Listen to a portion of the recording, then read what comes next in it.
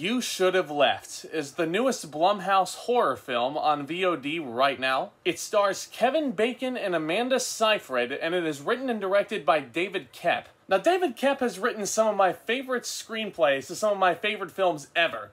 Jurassic Park, obviously being chief among them, along with the first of the Sam Raimi Spider-Man trilogy. However, he's also written some stinkers throughout his career, like Kingdom of the Crystal Skull. It's a great film. And not only that, but he has proven in the past that he is a very competent director. The best example I can give you is the very underrated Stephen King adaptation, Secret Window, starring Johnny Depp in an excellent performance. He also directed a supernatural horror film called Stir of Echoes, also starring Kevin Bacon. In this film, Kevin Bacon plays Theo Conroy, a successful middle-aged man married to a much younger actress, Susanna, played by Amanda Seyfried. And from what I've gathered from these characters, this marriage is coming apart at the seams. There's a lot of underlying secrets, there's a lot of jealousy, and there's a really traumatic event in Kevin Bacon's past getting in the way of this marriage. So they book a family getaway along with their 6-year-old daughter, Ella, to a remote modern home in Wales. To the movie's credit, this is a quite unique location for a horror film. And basically, from what I can tell, Theo starts losing his marbles, there's a presence in the house, drama occurs, and it's a horror movie. Some of you guys in the comments might be thinking, great explanation, Zach.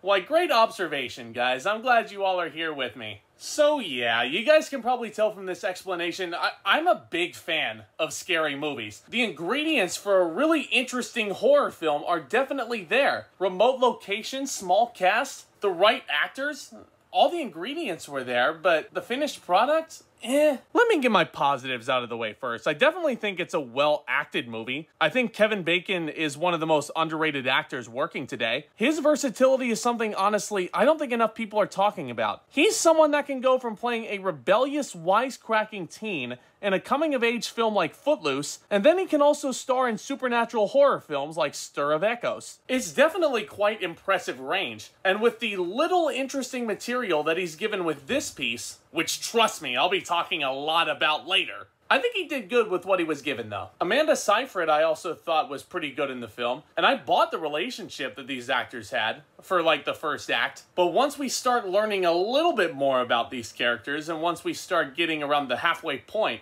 there's a little twist involving Amanda Seyfried's character that I do think was a bit forced. I also think the little girl in the film shows a lot of flashes of potential. I think her name was Avery Essex, if I remember right. I thought she was really, really good in this role. She showed a lot of poise, definitely. And I bought that she was this couple's daughter, for sure. Technically, this is a mostly well-shot movie. I think there's some really, really neat cinematography. And David Koepp's direction, I think, flows well with it. And like I said, he's proven to be a good director in the past.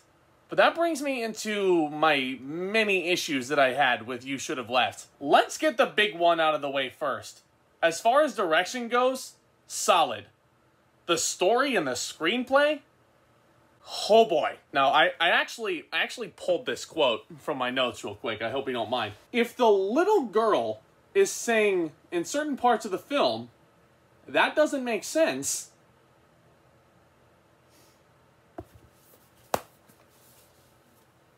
so yeah, you can probably tell that this script and this story was very disappointing. It was just very meh and very boring at parts. And the somewhat interesting parts, like Kevin Bacon's whole arc, there's stuff that I've seen done better in other films. You know, like Secret Window and Stir of Echoes. Now, I mentioned that Kevin Bacon's character's arc is interesting, but that doesn't necessarily equate to a character being interesting, if that makes sense. His character is essentially, he's married to a younger woman, and a traumatic event happened in his past, and that's really all we know about him. There's really nothing else interesting in terms of his character or his development.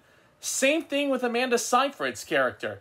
We know that she's an actress, we see her on set sometimes, we see Kevin Bacon jealous of her, but that's really all we know about her as a human being. And perhaps the most important thing about any character work is you're usually supposed to have goals. Yeah, it didn't feel that way at all. Like, I had no clue what these characters wanted or what their objectives were, per se. Like, we get hints of that, but we don't exactly explicitly know. The screenplay isn't exactly... And that should be fundamentals for screenwriting. Like, and here's another thing. So, I mentioned in another review previously that I am a sucker for subtext. And with a film like this, you would think that there's a lot of underlying meaning, a lot of things going on in the characters' minds that they don't explicitly need to say. This film completely disregards the idea of subtext. The characters mostly will say what they're thinking, and therefore I lose pretty much all investment with these guys. And yeah, you remember how I said that there were a lot of boring sequences in this film? There are multiple scenes that just drag on, and it doesn't feel like there's any reason for these scenes to be there. They're very inconsequential to the overall narrative they're trying to tell. Now, this is a horror movie, and I feel like this is very... Fear is very subjective. I did not find this film scary at all. Now, the reason why I say that is because a lot of the scares in this movie, it's very dependent on jump scares. For instance, a shadow walks in front of the frame and it's like... loud noise. Somebody walks in front of the lens. It felt like that happened every 10 minutes throughout this 90-minute runtime, at least. And the climax, especially, it just felt like a collection of jumbled jump scare moments that didn't form a cohesive narrative. And this is one of my least favorite climaxes of the year, I would say. Like I said, guys, I am a huge fan of this genre. I love scary movies, but this one just didn't do it for me. The scary films that I love all feels like it could happen in real life, but I don't like being overly subjected to jump scares.